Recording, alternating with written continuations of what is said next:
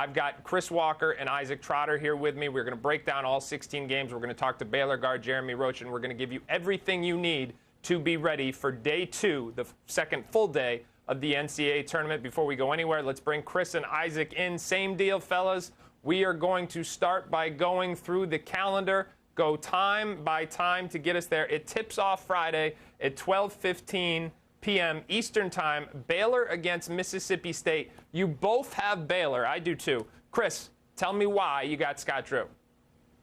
Listen, first of all, experience in the tournament. He's got no medal chair who's played in the tournament. He's a walking double-double. I said played in the Final Four. You got Roach coming off the bench being an instant scorer. VJ Edgecombe. I mean, I just believe that this team has a chance to be very good because of their talent. Now, the question is, who shows up? And I said the other day, the Baylor or the Bear. Like, I don't know which team shows up because they can be so explosive at times. And then you can be like, yo, I don't know who that team is out there. Now, I heard Langston Love may be coming back to give them an added punch. And I just believe that this team has an opportunity to really take it to the next level. And then if Roach gets to play against Duke in the second round, that's also a storyline as well. Yeah, and that's a storyline we're going to talk about in just a few minutes when Jeremy Roach joins the show. I do think that is a possibility. But I will say this. I know all three of us are picking Baylor. Don't sleep on Mississippi State. Top 25 offense in the country, top 50 defense in the country. They are not going to beat themselves. They're going to get after it. That should be one of the best games of the day on Friday. At 12:40, we've got Robert Morris. I like to call him Bobby Moe. They're playing Alabama. I think Bama is obviously the heavy favorite there, although, as I said, Mark Sears has got to get himself right if they're going to make a run. Lipscomb against Iowa State. Isaac, 10 seconds or less. Tell me why Iowa State doesn't need to worry about this latest injury. Yeah, Lipscomb center, Dylan Faulkner is out. When he's out, Lipscomb gets absolutely abused at the rim. I think Josh Jefferson, Deshaun Jackson in for enormous days. The guard play doesn't matter as much when you can pound it inside with the big fellas. I think Iowa State rolls. Yeah, that was a good answer. All right, now, 2 o'clock, guys, is the game that a lot of people have circled, including myself, Colorado State and Memphis. You both have Memphis. Tyrese Hunter, Penny says he's questionable. Norlander says he's probably out. Chris, I'll start with you. How much does that – I mean, are you going Memphis either way? No, I'm not going to Memphis either way because that scares me. I mean, My hope is because Tyrese Hunter may be playing. So there's a little asterisk up top. I reserve the right to change my mind. I believe, again, Colorado State's a trendy pick with Nick Clifford, with everyone. But at the end of the day, this Penny team, I think it's special. You guys saw what they did in the non-con with the big-time wins against the likes of UConn and Michigan State, Missouri. Obviously, if Tyrese Hunter doesn't play, that is a huge, similar to Cooper Flagg not playing for Duke. But I'm still going to take them against Colorado State. I just don't know how far they can advance after that. All right, Trotter, I'm going Colorado State either way. Nick Clifford been one of the best players in college basketball over the course of the last month. He's played even better over the course of the last week. 24 points, 10 rebounds, 4 assists. He's even making threes this year, which is a new weapon in his arsenal from last season. I like him either way. Top 50, they're just solid on both ends of the floor. How set are you on this Memphis pick? Yeah, I like Memphis just because I don't think Colorado State can guard Dane Danger. He is such a problem for so many front courts that he faces, especially from the mid-major ranks. He just eats against these type of teams.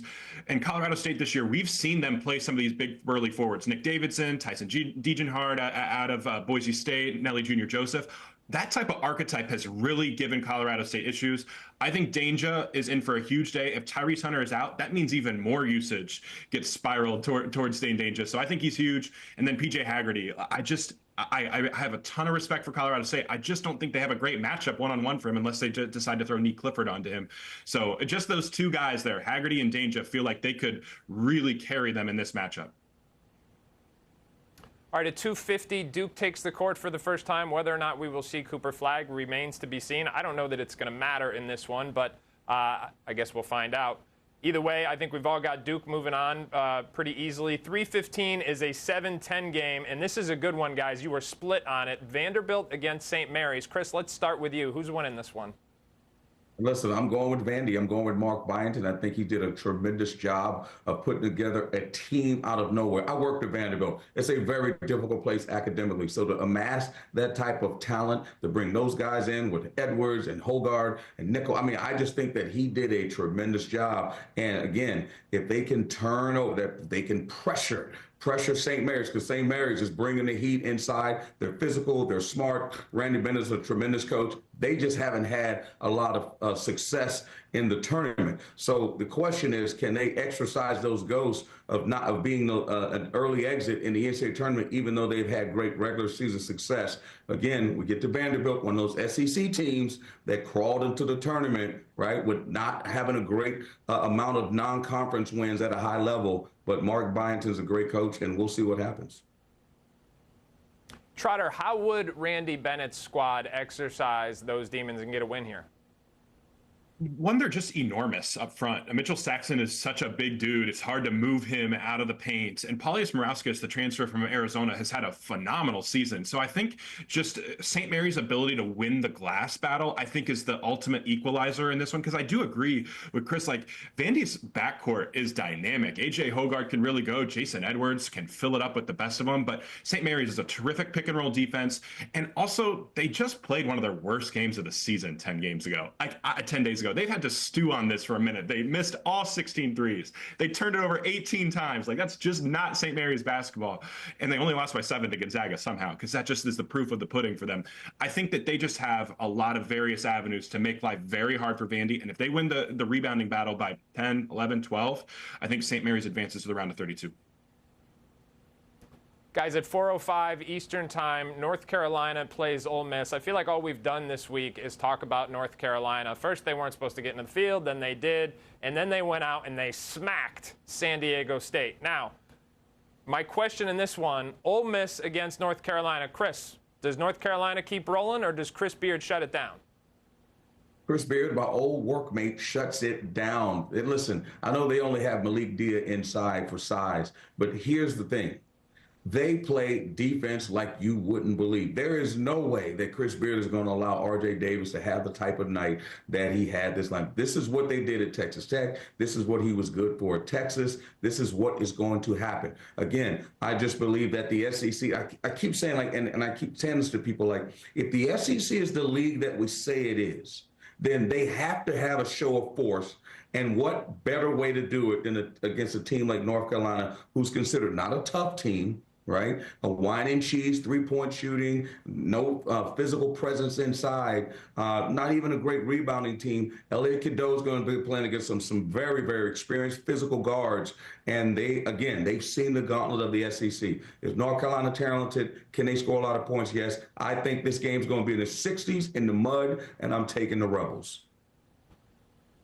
Trotter, the numbers are every bit as convincing as Chris's argument when it comes to Ole Miss, but they also tell us that this is a very aggressive defense, that when they're going to go for steals, they're going to go for blocks, and if they don't get them, they can be foul-prone, they can give up open threes. Does this come down to North Carolina taking care of the basketball and then making some shots? 100%. And I also think the defensive has to be outside of the floor has to be mentioned here. Carolina's defense has played at a high level lately. Their only two losses, there are only two teams they've lost to since February 1st are against Duke, who's one of the biggest teams in the country, and against Clemson, who's the second biggest team in the country. Like, they're just enormous teams.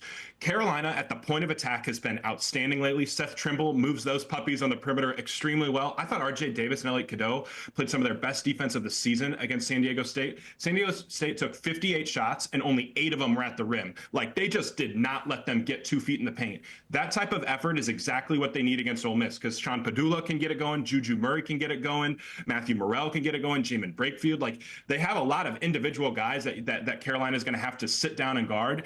I like how Carolina is trending mostly defensively lately. That is how they win this game. It's not, space and pace and shooting all the threes and trying to score 100. It's defense. And if that point of attack defense is great, they're going to win again. All right, guys, the final game of Friday afternoon before the dinner break, anyway, is 13 Grand Canyon against number 4 Maryland. Everybody's picking Maryland, all 3 of us. I think it's ironic that Grand Canyon isn't getting a little more upset buzz because Bryce Drew family. Bryce Drew got a win in the tournament last year, and he brought back his best player in Tyon Grant Foster. But you know what? We will see. We're all picking Maryland.